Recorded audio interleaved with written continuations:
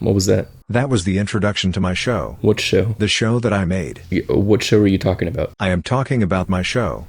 Okay. Well, you brought me here to the garage. Was that the only thing you wanted to show me? Was there something else? I wanted to show you the TV.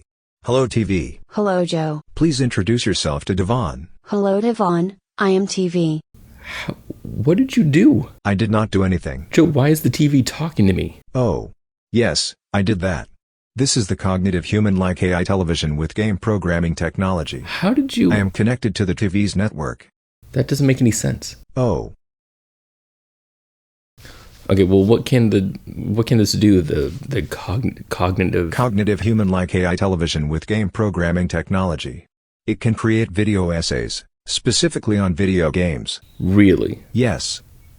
So it does what I do? Yes. Okay, well, show me an example. Okay.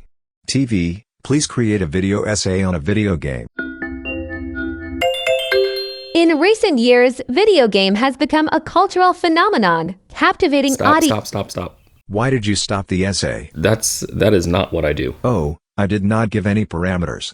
What game should the essay be about? I don't know. I just played a game called Sagebrush. How about that? Okay. TV, create a video essay about Sagebrush in the style of Devon Keys. Roger Ebert once said that movies are machines that can generate empathy. And what he meant by that was that there's certain movies that are so good that people can watch them and be emotionally connected with the protagonist. Movies were a very, very good way of communicating emotion empathetically, and they still are. And while I don't completely disagree with Mr. Ebert's stance on movies and empathy, I think there's actually a better way to communicate your story, and that's through the interactive medium, otherwise known as video games. The ability for video games to tell empathetic stories is not a new concept whatsoever, but it does seem like it's a bit misunderstood.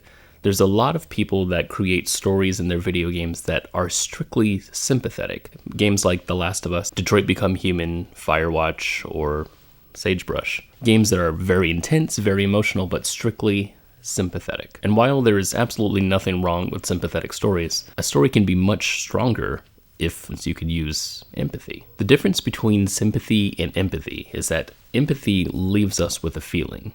Sympathy tells us what to feel. Now, you can interpret that in many different ways, and there's a lot of people out there like Roger Ebert who believe that the visual medium is all you need to create an empathetic story. But I believe that's a little bit limiting. Video games take place on a medium that has an extra dimension to it. So whereas videos have an extra quality that books don't, video games have an extra quality that videos don't.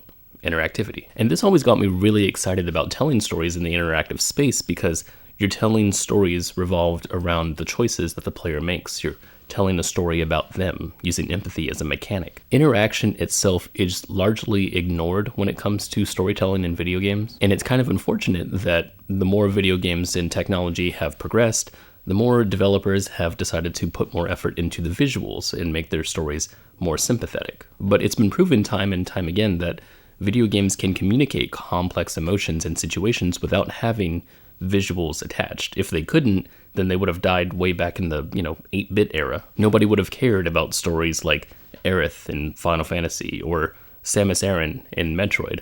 Like, these pivotal moments in culture really only happened because of the player's involvement in the story. Had they not interacted with that thing, nothing would have mattered. Video games can communicate complex situations and emotions using interactivity, using empathy as opposed to sympathy.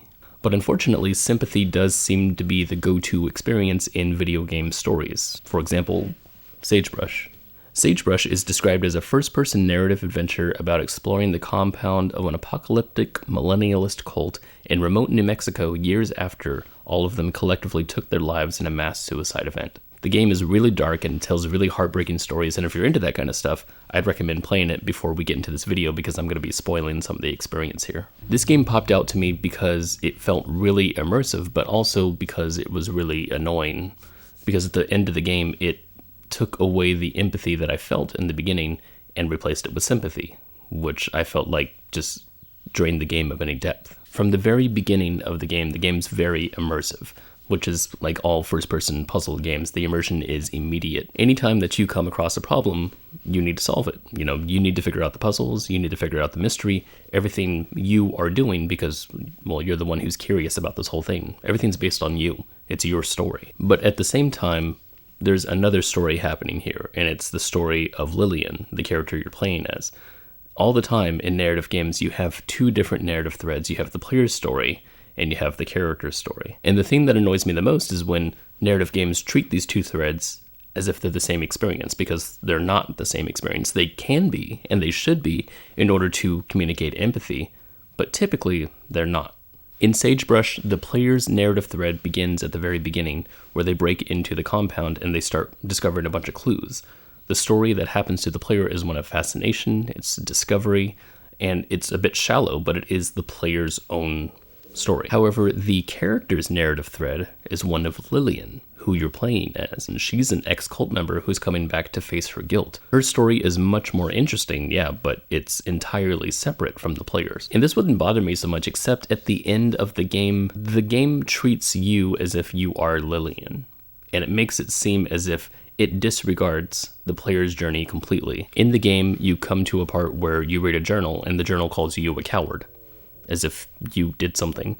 You then go into Lillian's memories and you see all of her stuff that she's experienced, but you're the one who, you haven't experienced this yourself. This is all her stuff. In the ending of the game, you are literally descending into deeper and deeper memories of Lillian, and it's a really interesting experience, but it's strictly sympathetic. And while that can be an eye-opening experience, it doesn't connect you with Lillian.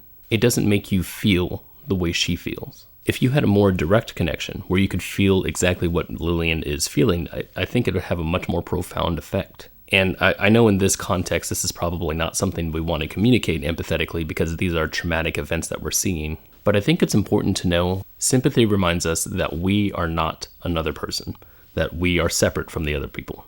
But if connection is what we want in stories, I feel like empathy would be the way to go. That was weirdly accurate. AI technology is so scary. So wait, in the essay I talk about, or the TV talks about how we use empathy in games, but there's no distinction between using empathy as a mechanic and feeling empathy for the character. I believe the essay treats those two things as the same.